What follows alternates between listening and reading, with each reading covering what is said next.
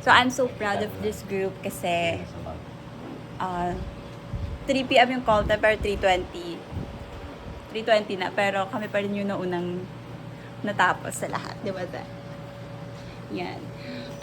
Hindi man perfect yung bonding namin. Wow. But, grabe, ang galing namin maging joiner. Ikaw, Zach, ano mo sasabi mo? Sobrang aga namin sa, lagi sa call time. Always. Ewan na, pero laging may nawawalang gamit. Sabi, Sobra. wala, pero nasa ilalim na bahay.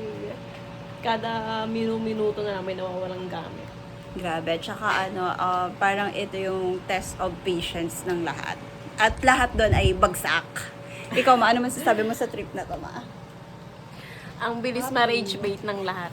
Ano, Ma? Happy lang. Happy lang. Ano Ano naman? masasabi mo sa laging nawawalang gamit? Good luck. Wala ka mang bibitbitin, susi ka mag-endorse ka sa babae. Ikaw pa, ano masasabi mo sa tour na to na nakapag-enchanted cave ka? Hindi ka lang mag-falls, pero nakapag-cave ka. And thank you sa nag-sponsor. Meron ba sponsor? O, diba? Ganun po yung pamilya namin. Like, ang bilis po ma-rage bait, ma-trigger. Yun talaga kami. But we're happy. Here we are. Chaotic but chaotic but chaotic but yun naman sabi niya, salamat sa nag-sponsor. Sabi ko may nag-sponsor but na-trigger. Kaya ano pa masasabi mo? Ba't hindi ka nag-banana boat? Ayaw ko lang sumakay. First time mo mag-island hopping. Kasi pag sumakay ako, yung gamit malululog sa dagat. Wala.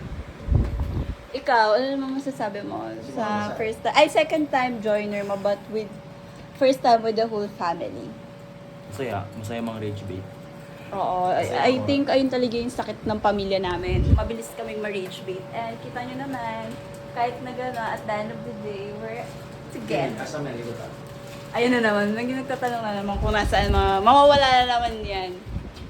Yun lang, that's how we will end this Bolinao and 100 Islands tour. Bye-bye kayo. Bye-bye ka doon. Yun lang.